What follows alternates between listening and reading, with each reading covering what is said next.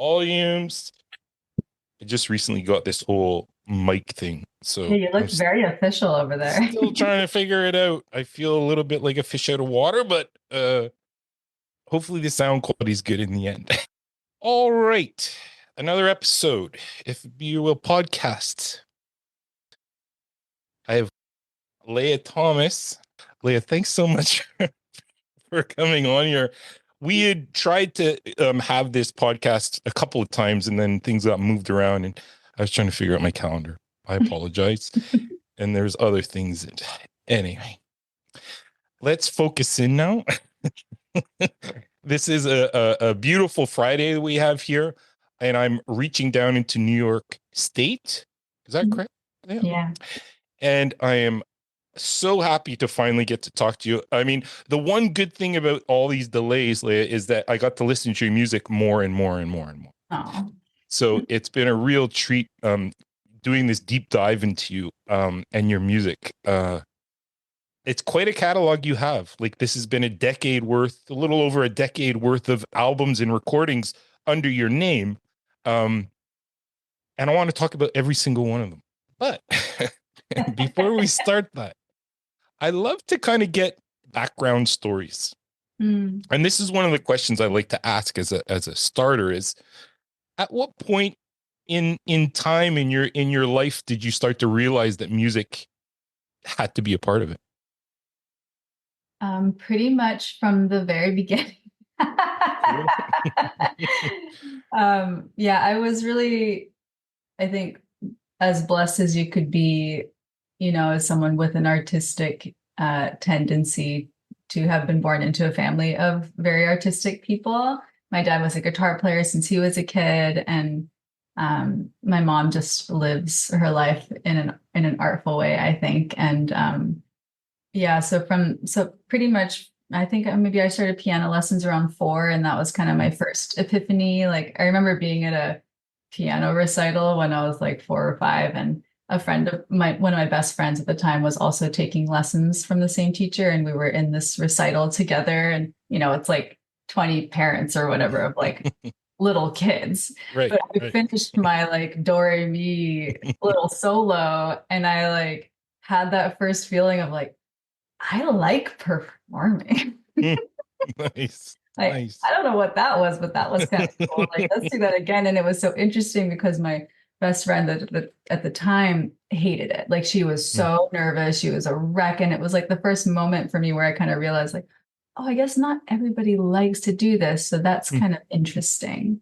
Well, Um, but yeah, that's where I kind of started. And, it was just encouraged for me. Like, I decided to play guitar when I was like 13, and my dad was immediately went with me to go get a guitar. He was like, all right, we're doing this. right on, right on.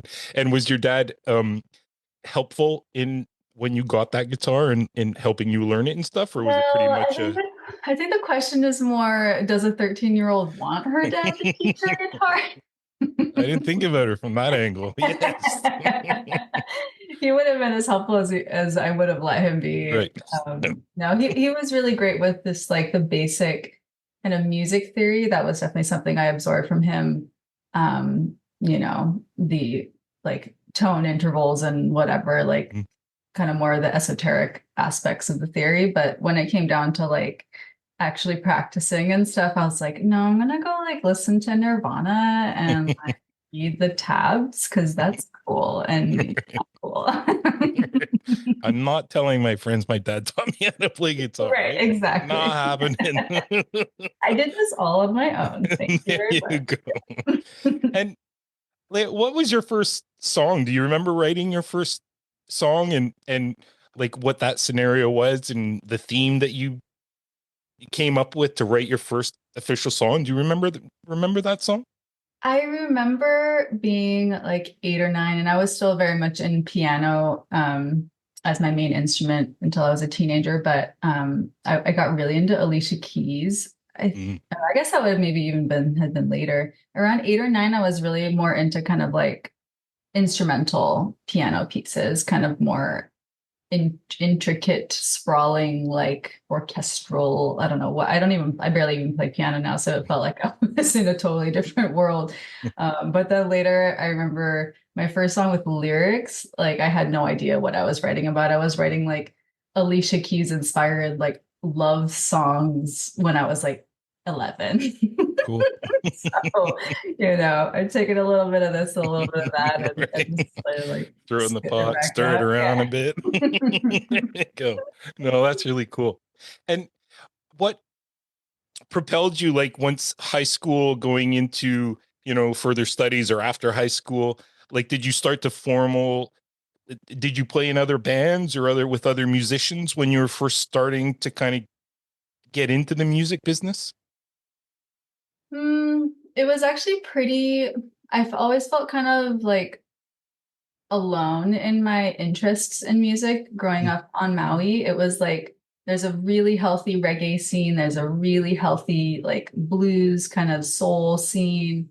But when it just came to the kind of like music that I liked, I didn't have a big community around it at all. And it certainly didn't feel like it was a place that I could go and like see bands play that I liked or like right. it wasn't, it was all through the internet for me. I was just scouring the internet for anything that um, resembled something that I might like. Mm, And so a lot of my own exploration really came from actually being able to sort of adopt a recording, like a home recording rig from a family friend who was moving off island. okay. And so we got to buy it from him for really cheap, and it like totally changed my life because I Mm, was 14 or 15 at the time, and I just spent the rest of my like high school years just as soon as I got home, I'd be like back there and just recording and sort of exploring and being able to understand all of these production magic things, being mhm, able to layer yourself and like hearing reverb on your voice and getting comfortable, like just hearing your own voice and like harmonizing and, exploring like having drums. I mean, they're like little MIDI drums and stuff, but like, like I didn't have like a drummer in my life really that I wanted to like be in a band with or anything. So I kind of had to make my own band. right. And it was really transformational.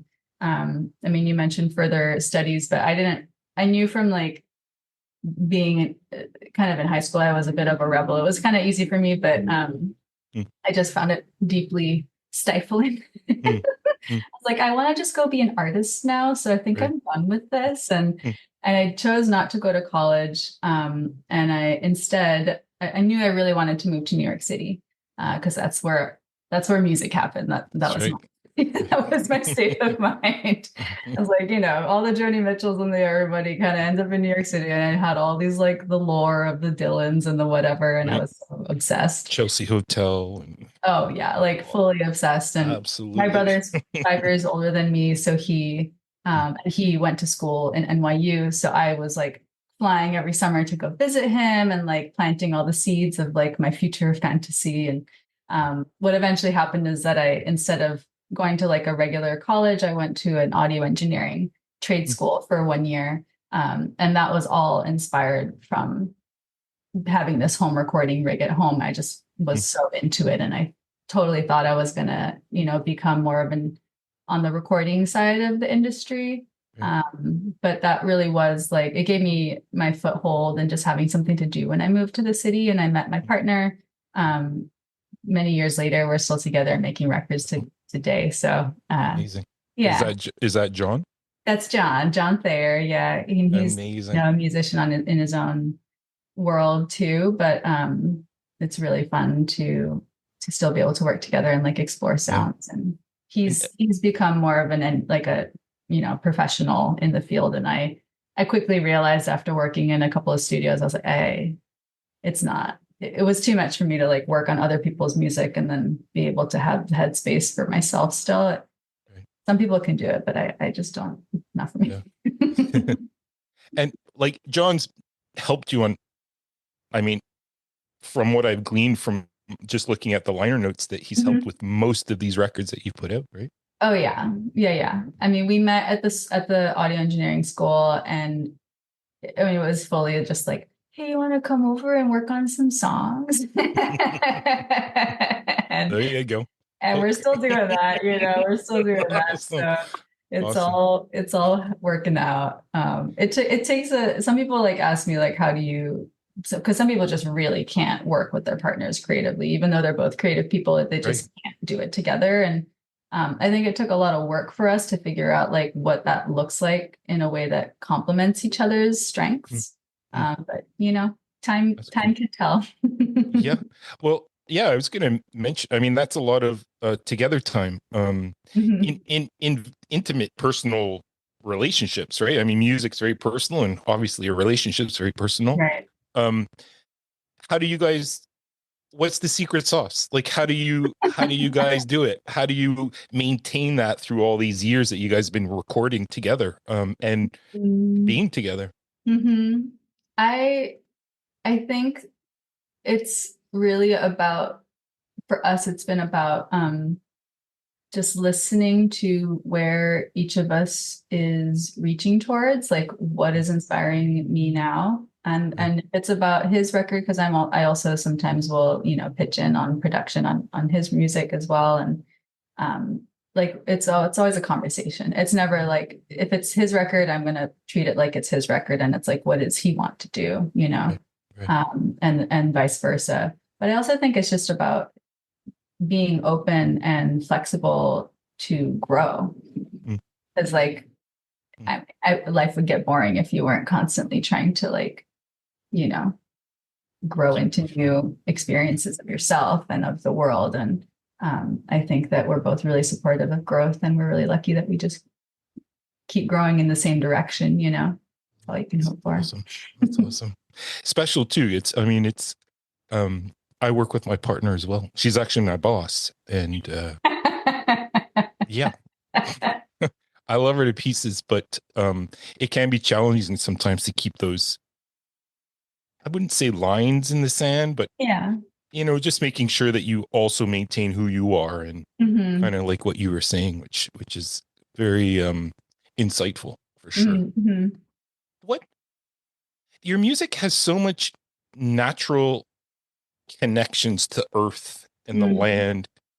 How did Maui influence you growing up that you are still taking those influences and incorporating them into your songs nowadays? I think growing up, so I was born and raised on Maui, and I lived there till I was 17 until I moved to New York.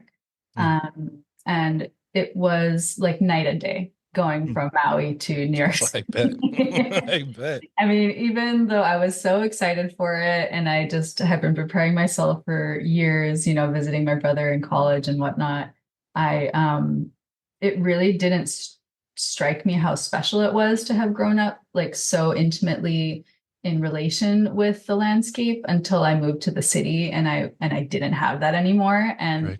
Right. so I think for me, um, a lot of my first couple of records, like Want for Nothing and Mirrors to the Sun, I had a lot of inner conflict about living in the city and Mm, really being like nature's daughter.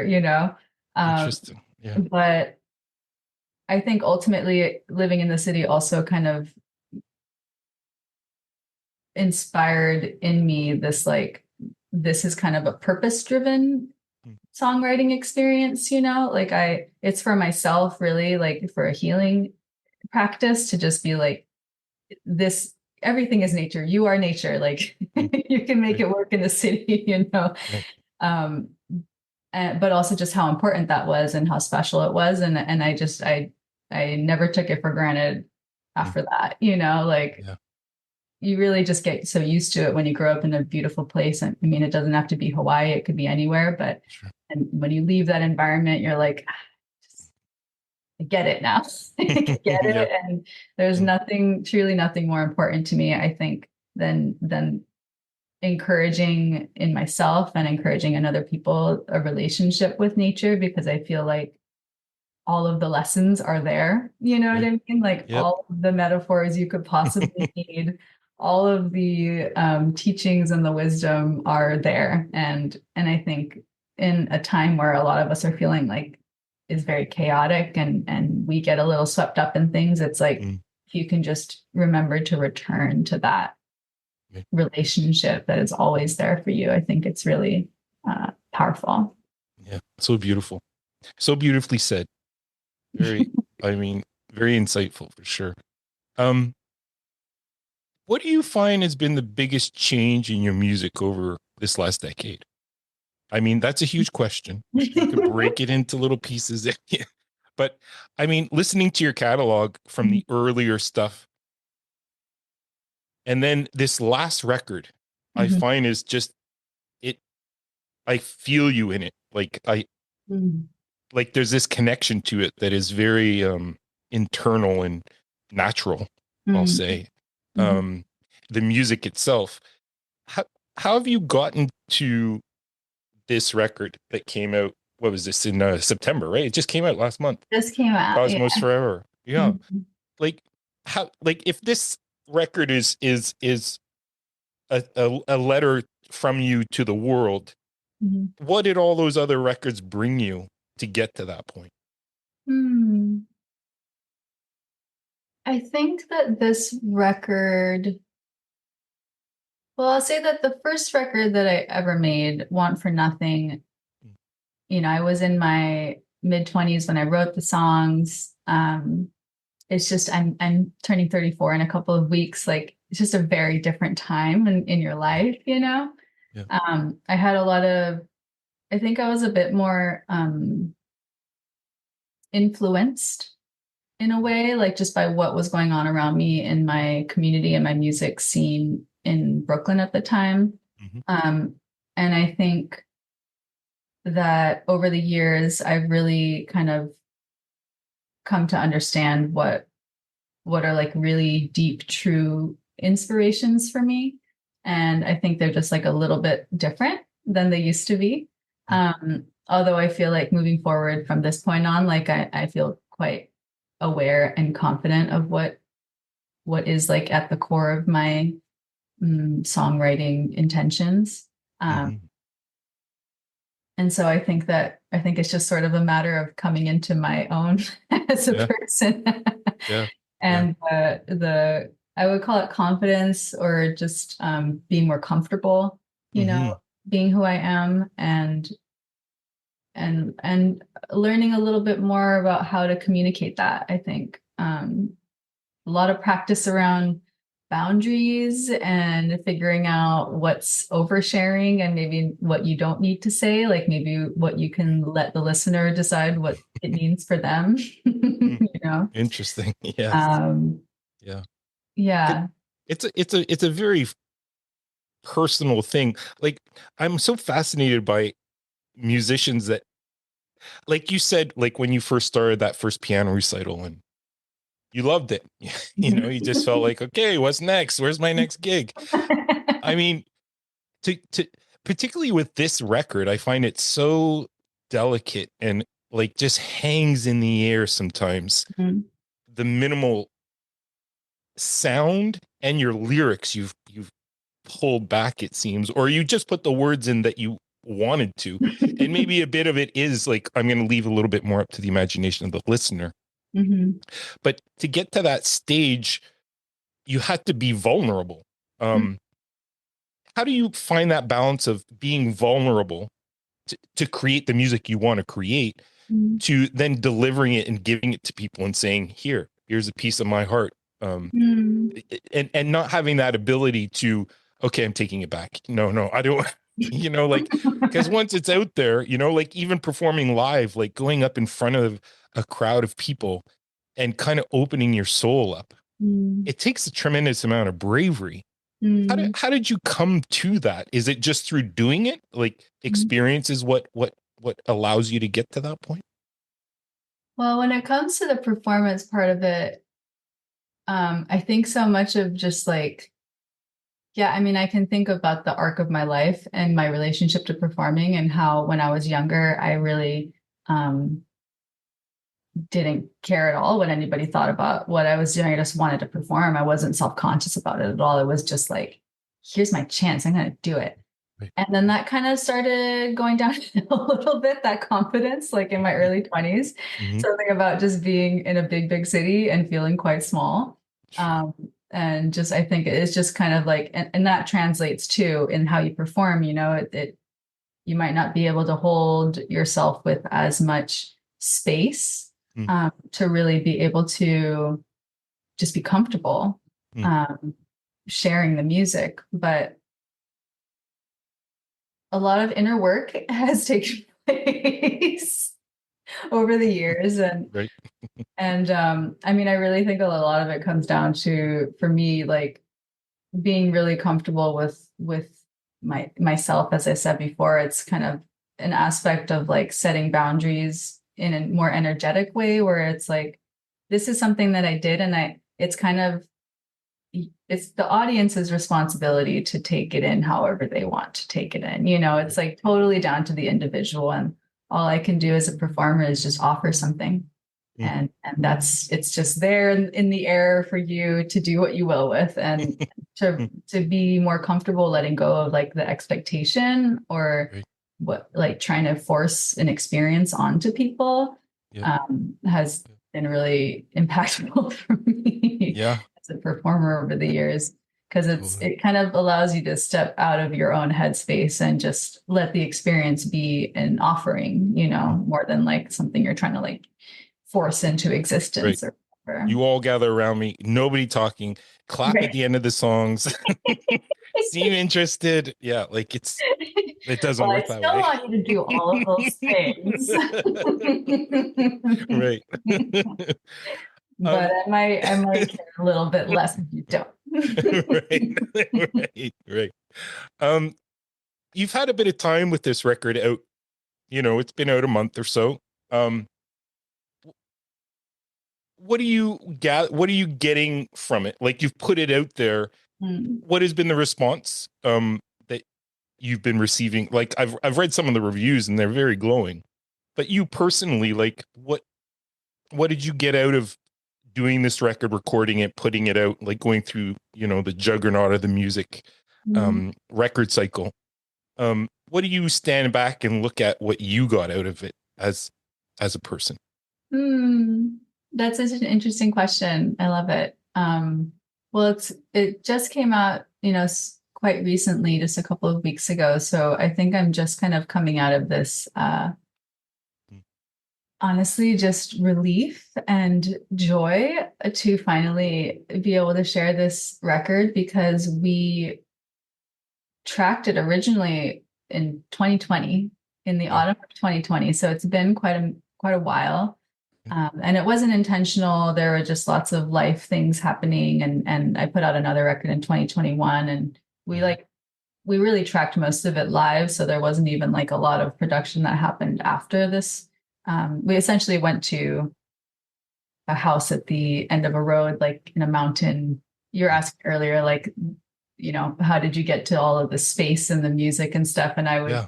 really attribute a lot of the tendencies towards quiet and slow in this record to just the state of the world at the time, Mm. and kind of a response to that, but also just to be with my band completely uninterrupted for 4 or 5 days in the woods, like Yeah.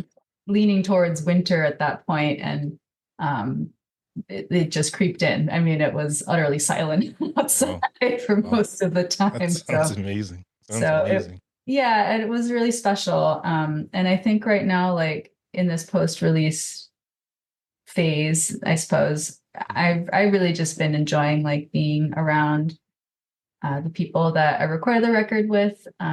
Four of the five, it was five of us total, and so everyone except the original bass player on the record is performing a couple of album release shows together, and so we've just been getting together and like resurfacing these songs and with our energy, and like it's been pretty awesome because I still get really excited to play them. Hmm. Um, Mostly because I can it's a record that I kind of set up for myself, that I can just play really simple parts and the band can kind of create this atmosphere around me. And so it's quite a treat for myself Right. Right. to sort of just play the conductor, and Cool. I can sit back sometimes and just enjoy the worlds that is being created. Yeah. So And you hit it on. I mean, that's exactly what they create, this sonic. background, Hmm. and your lyrics and your flow and the melody just hangs on it sometimes. And like, I think of rain sometimes. I think of a wave. Mm, Like, the songs make me feel of not like images come to my head of natural things when I I'm love that. listening to it. Beautiful. Yeah. And I think the first lyric that you have on the first song, Hmm. "Let's go for a walk, don't talk." I mean, it sums up this beautiful record in a way that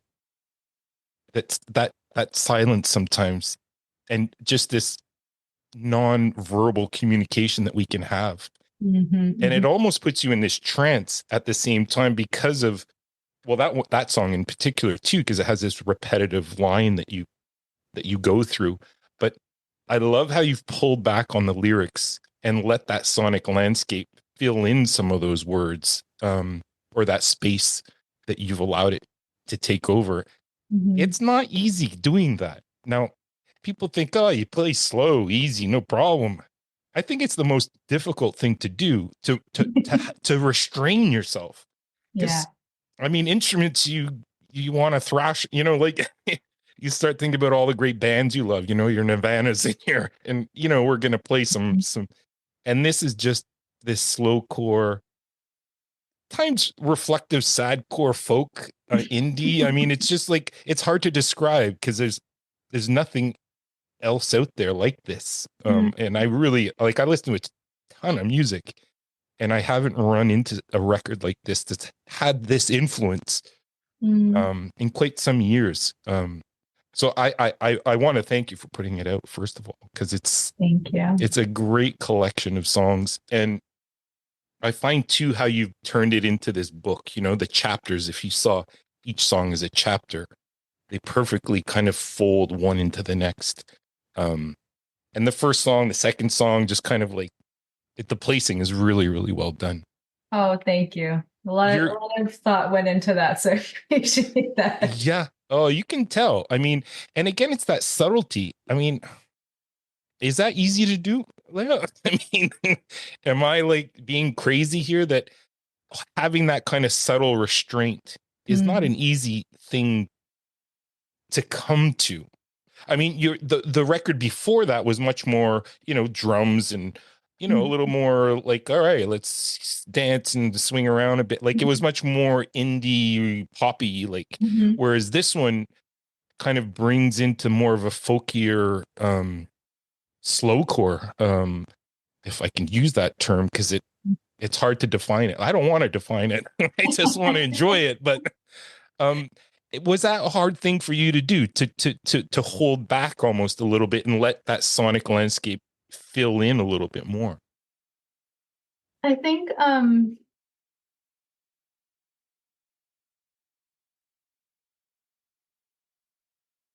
it can be difficult just from a more, utilitarian perspective, like especially performing these songs live, because I am singing really quietly, and I think that's a big part of just the experience of the record, and I want to honor that when I perform it live as well. And just in terms of the technical aspects, it can be a little difficult. Certainly in the breath control, it's like much more challenging for me, I find, than singing just like a kind of more like verse chorus kind of song, because you really have to sit with it.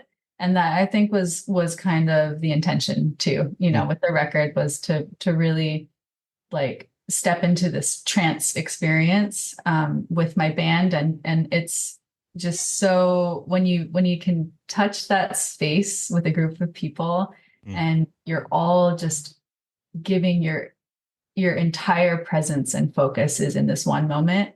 It's really, really special. And so for me, like, that was what I wanted. I wanted to be able to experience that with a group of people mm, around the songs. The songs were kind of like the foundation, I'm like, this is the mood, this is the story, but like, I want everybody to be able to just be there as themselves. And so in that way, it kind of is also just a matter of trust. mm. Yeah, yeah, Yeah. And yeah. I'm really lucky that I have a few people in my life that I play music with that I can fully trust in those moments, and it allows me to be maybe more vulnerable just because I know that they'll be there, you know. Right, right, right. Yeah. Well, I want to congratulate you again, because it's just people go and buy this record. It's really amazing. What's coming down the pipe for you in 2020, the rest of this year and the next year with your music? Well, we have a few album release shows just around New York State and in the city. And then we're going to be playing a few shows in Japan in November. My folks moved from Japan or from Hawaii to Japan years ago now, which is crazy, but it's been really cool to go there every year and play some shows. So that's kind of the rest of the year for us. And we have a new duo project that's in the works, me and John. We released an album called Blue of Distance a couple of years ago.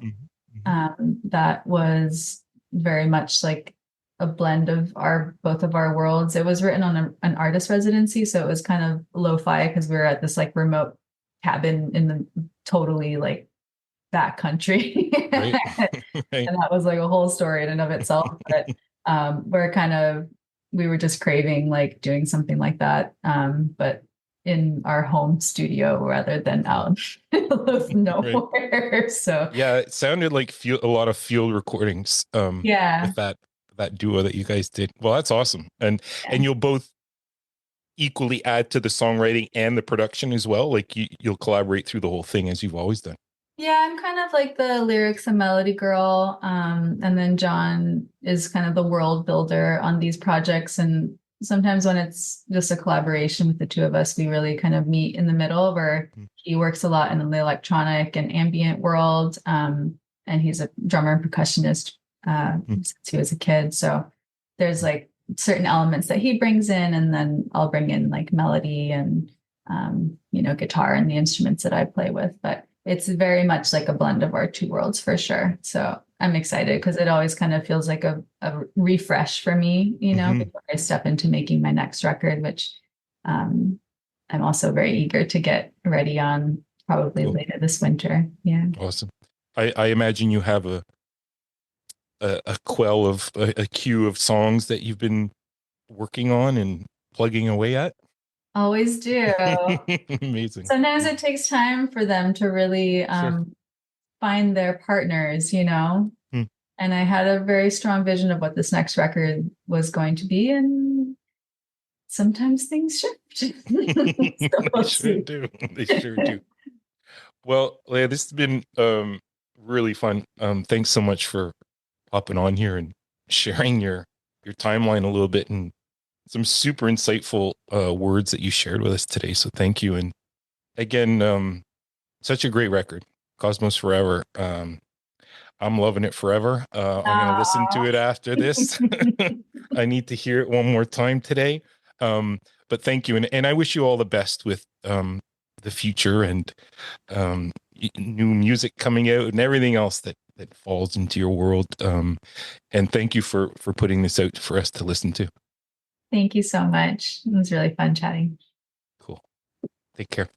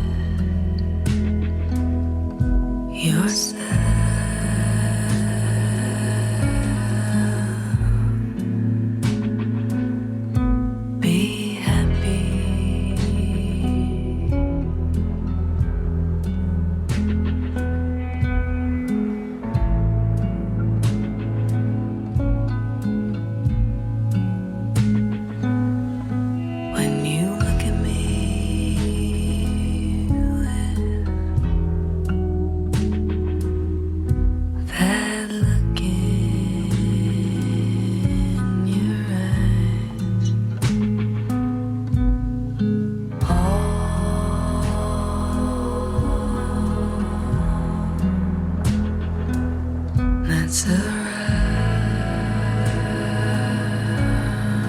me.